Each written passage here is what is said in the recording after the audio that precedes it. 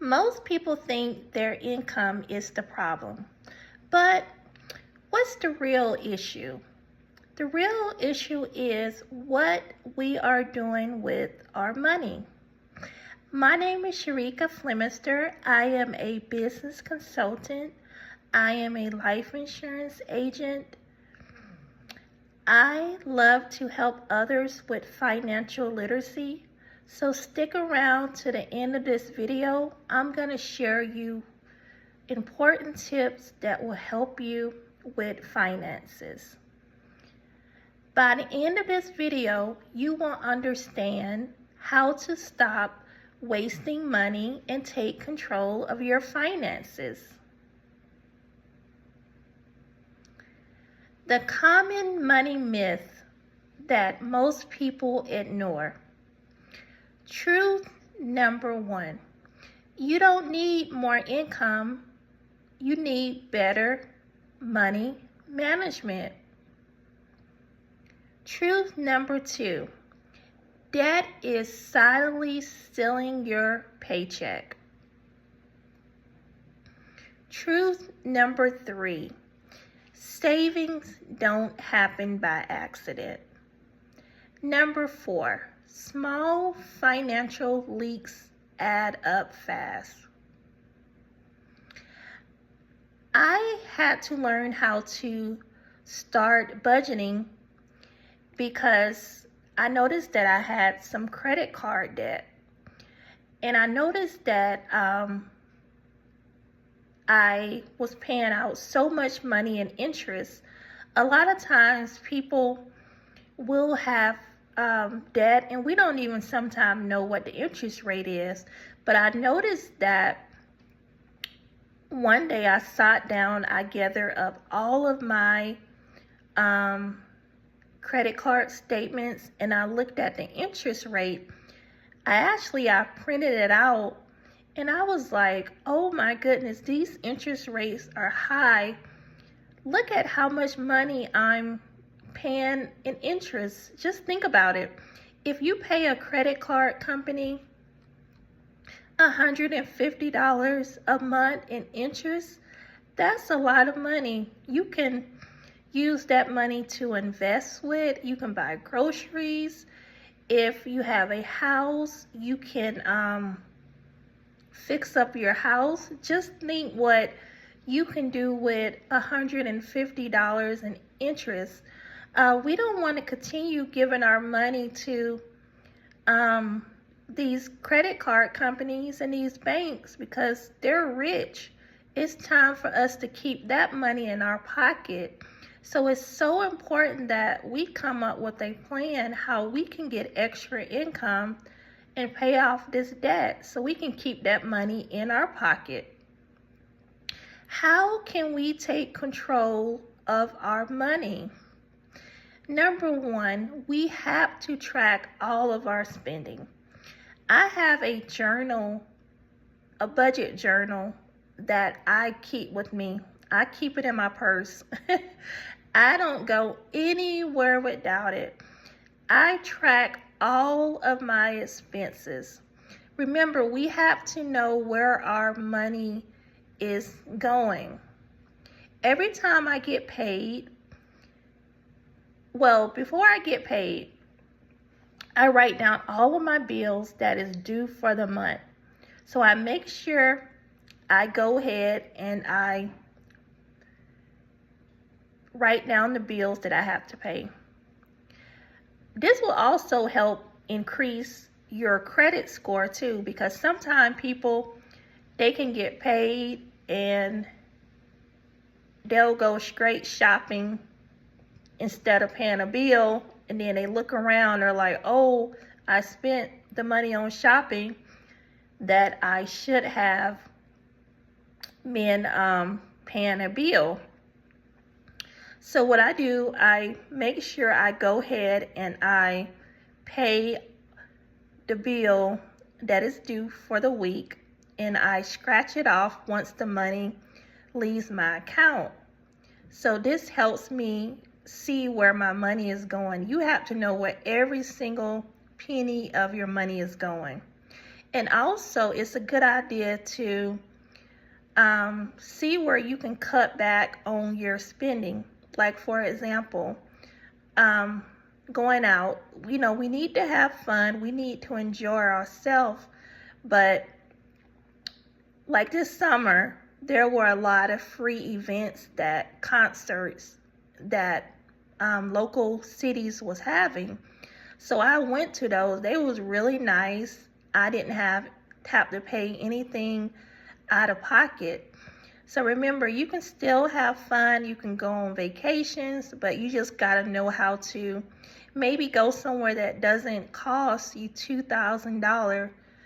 Maybe go to a short flight to maybe New York. It doesn't have to be something that's overly expensive. So just remember, you can still have fun, but you might have to just tone it down.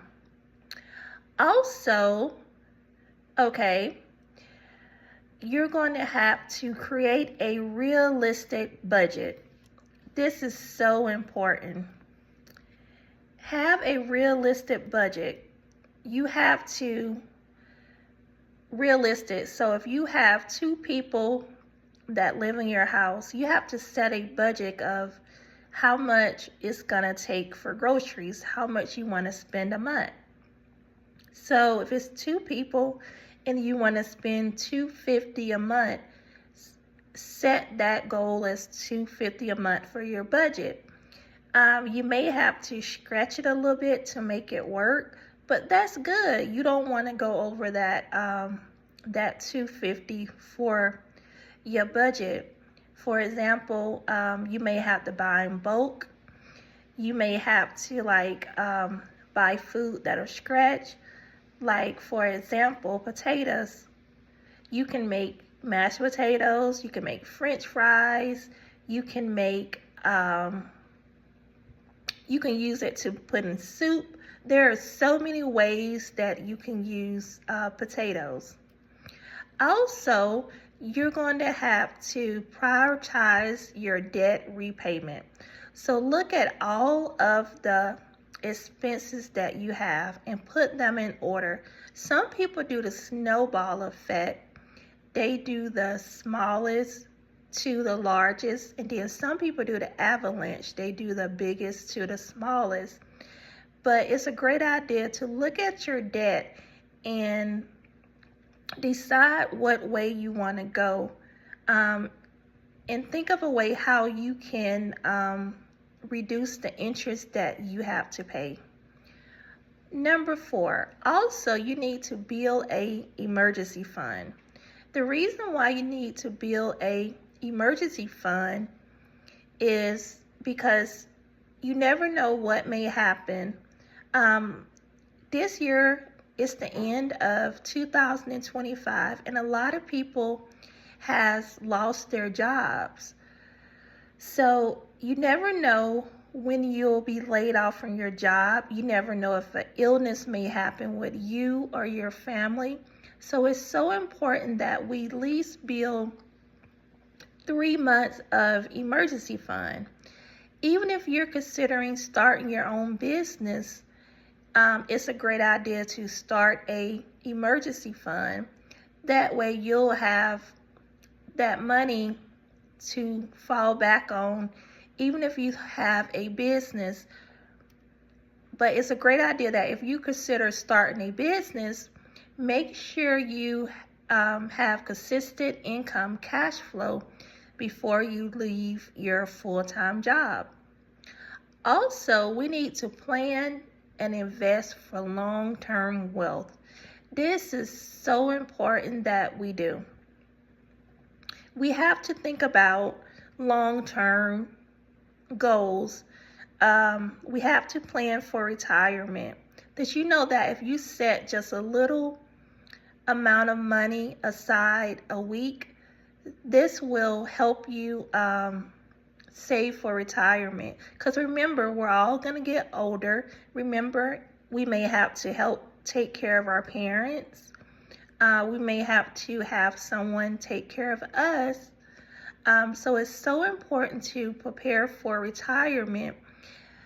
Because remember, you have to ask yourself, what does retirement look like to me? Do I want to travel? Do I still want to drive? Do I just want to sit at home? What does retirement look like to you? And when we retire, you don't want to have to worry about retirement. You really want to enjoy yourself in retirement. Because think about it. If you're a homeowner, you may have a house that you own and you may have to make repairs. So it's a great idea to think about retirement, think about the repairs that you're going to have to make to the house. So it's a good idea to start investing earlier. The earlier that we invest, the better. And remember, there are so many ways that you can invest. You can invest in real estate. You can invest in the stock market. You can start a small business. There are so many businesses that you can start that doesn't require a whole lot of money. Also, you have to shift your mindset. Shift from I earn money to I control money. You have to control your money. You have to know where your money is going. Also, you want to avoid instant gratification spending. What that means is that you don't want to do spending just because you're emotional. Because have you ever noticed that you maybe went to the store and you bought a dress? You're like, oh, I had to have this dress. And then you look back in your closet, you're like, oh my goodness, I haven't even worn it. So when I see this, I'll be like, okay, well, I didn't really have to buy that dress right then. It was like really a need, a want, not really a need. So avoid instant gratification spending. Celebrate the small wins. So it doesn't happen overnight, when we try to get out of debt or, with budgeting. It takes time.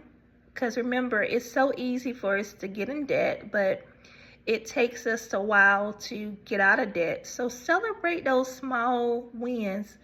You could do something nice for yourself that doesn't cost that much. Like you can get a massage. They have them on Groupon. You can take yourself out to eat at a restaurant. Maybe you can go during lunch hour where it doesn't cost that much.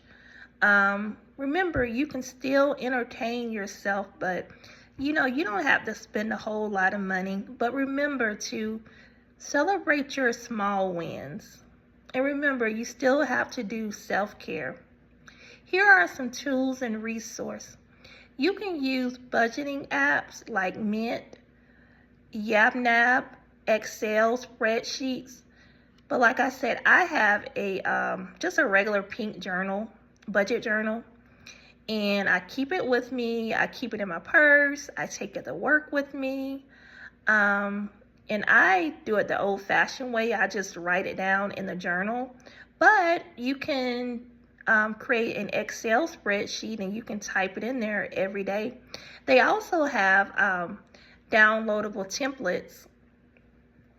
And also in the link below, I have digital products that you can use that will help you budget. If you just click in the link below, I have a budget journal for individual and I have a budget journals for people that are business owner. And also I have a free item if you click in the link in my bio. And also I do one-on-one consultations. They're very affordable because it's so important that, I help people take control of their finances.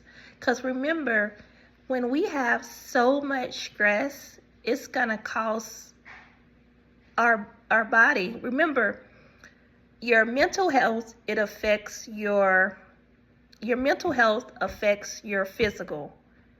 And your physical health affects your mental.